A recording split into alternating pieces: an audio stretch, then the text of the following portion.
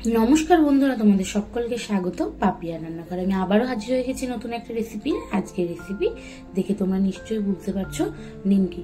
খুব কম সময়ে ঘরেই বানিয়ে নেওয়া যায় এই নিমকিটি, এবং এটি কিন্তু খেতে দোকানের থেকেও বেশি ভালো লাগে।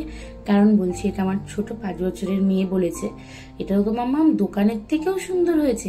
তাই বলছি, সত্যি এটা খেতে খুব ভালো লাগে, খুব কম সময়ে হয়ে যায়। তো প্রথমে আমি এখানে নিয়ে নিয়েছি 2 কাপ ময়দা, স্বাদ মতো নুন, চিনি এবং হাফ চামচ কালো জিরে। এতে দিয়ে নিয়েছি আমি 3 টেবিল চামচ মতন রিফাইন তেল। রিফাইন তেলটাকে দিয়ে এটা ভালোভাবে আমি মিশিয়ে নেব। তো দেখো, ভালোভাবে আমি সবকিছু একসাথে মিশিয়ে নিচ্ছি।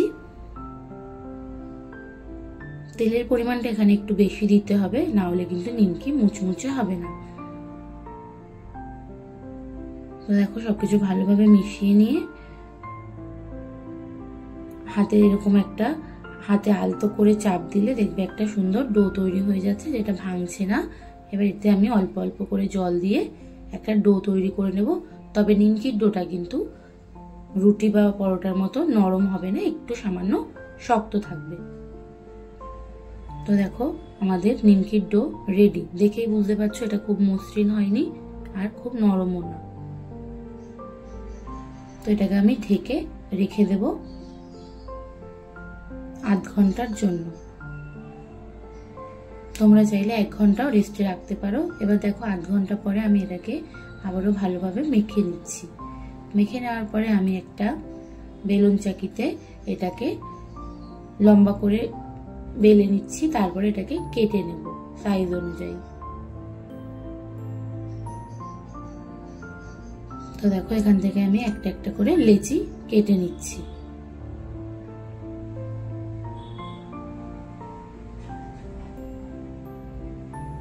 তো লেচি কাটা হয়ে গেছে।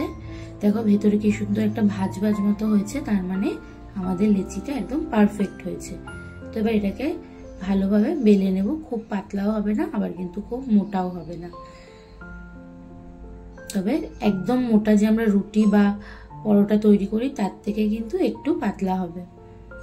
তো দেখো, এবার আমি এটাকে নিমকির আকারে কেটে নিচ্ছি।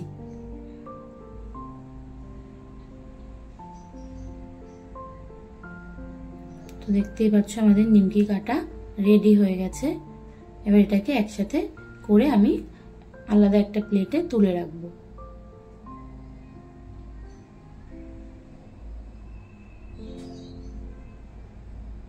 দেখো, আমাদের নিমকি কি সুন্দর শেপ এসেছে।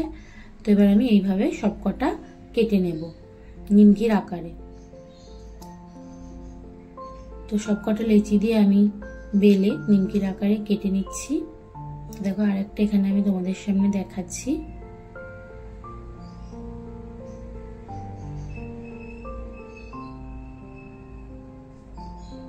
দেখো, এইভাবে ছুরির সাহায্যে আমি তুলে নিচ্ছি। এবার তেল গরম হলে, তেলটা একটু বেশি দেবো কড়াইতে। তেল গরম হয়ে যাওয়ার পরে আমি একটা নিমকি ছেড়ে দেখবো যে তেলটা ঠিকঠাক গরম হয়েছে কিনা। নিমকি দেওয়ার সঙ্গে সঙ্গে যদি তেলের মধ্যে নিমকিটা ভেসে ওঠে, তাইলে ভাববে আমাদের তেল একদম পারফেক্ট গরম হয়ে গেছে। তো দেখো, এবার আমি একে একে সব ছেড়ে দিয়ে এরকম ভাবে দেখেছি যে আমাদের তেলটা গরম হয়ে গেছে। তো দেখো, নিমকি ছাড়ার সঙ্গে সঙ্গে আমাদের নিমকিগুলো তেলের ওপরে ভেসে উঠেছে এবং ফুলে উঠেছে। তার মানে বুঝে নিতে হবে আমাদের তেল একদম পারফেক্ট। তবে যখন আমরা নিমকিগুলো ছাড়বো, তখন কিন্তু আমরা কি করব, গ্যাসের যে মিডিয়াম ফ্লেমটা সেটা লোয়ে রাখবো। তারপরে আস্তে আস্তে মিডিয়ামে দিয়ে ভাজবো। কখনোই কিন্তু নিমকি হাই ফ্লেমে দিয়ে ভাজবো না। হাই ফ্লেমে দিয়ে তেলটা আগে গরম করে নেবো, না হলে কিন্তু নিমকি ওপরে পুরো লাল হয়ে পুড়ে যাবে আর ভেতরে মচমচে হবে না, নরম থাকবে।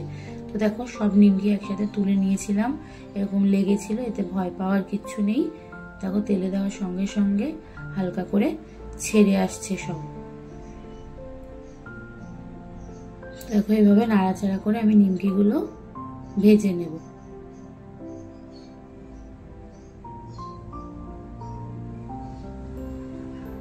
নিমকি ভাজতে কিন্তু একটু সময় লাগে, তো সেই ধৈর্য ধরে একটু ভাজতে হবে।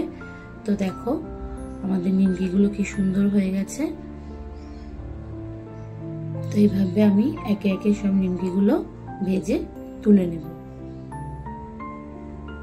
ঘরে যদি এত সুন্দর নিমকি বানানো যায় তাহলে কিন্তু দোকান থেকে আর কেনার কোনো দরকারই পড়ে না।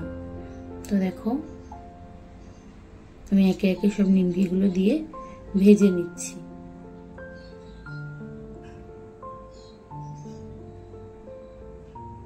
দেখতেই পাচ্ছ কি সুন্দর একটা কালার এসেছে। এবার আমি নিমকিগুলো আবার আরেকটু ভাজবো, কারণ এটা একটু সাদাটে কালার আছে, একটু লাল লাল করে ভাজলে বেশি ভালো লাগে নিমকিগুলো খেতে।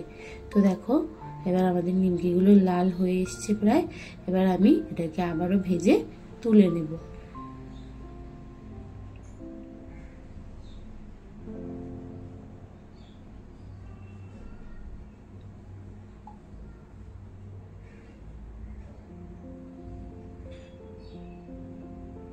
তো আমাদের নিমকি ভাজা রেডি হয়ে গেছে। এবার এগুলোকে একে একে তুলে নেব।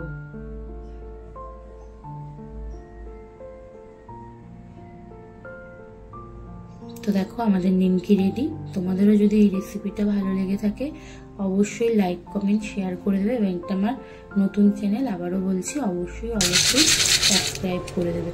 আর যারা ফেসবুক থেকে দেখছো তারা অবশ্যই পেজটিকে ফলো করে দেবে। তো দেখো এখানে আমি তোমাদেরকে নাড়িয়ে দেখাচ্ছি কত সুন্দর আওয়াজটা হয়েছে, এতে বুঝবে নিমকি কতটা পারফেক্ট হয়েছে। তো আজকের মতন এখানেই। সকলে ভালো থাকবেন, সুস্থ থাকবেন, আর আমার ভিডিও দেখতে থাকবেন।